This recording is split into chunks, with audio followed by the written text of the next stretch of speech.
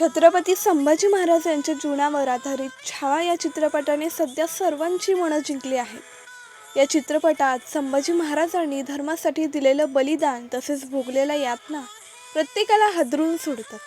खरं तर या चित्रपटाचा उल्लेख करण्याचा उद्देश म्हणजे आज छत्रपती संभाजी महाराज यांची पुण्यतिथी आहे। हा दिवस बलिदान दिन म्हणूनही समजला जातो।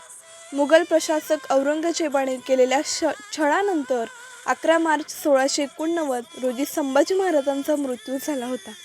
संभाजी महाराजांनी शेवटच्या श्वासापर्यंत आपल्या धर्मासाठी यातना भोगल्या व अखेर आपले बलिदान दिले।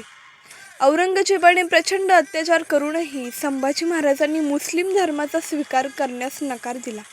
त्यांचे हे बलिदान आज प्रत्येकाला धर्माचे रक्षण करण्यासाठी प्रेरणादायी ठरते। धन्यवाद।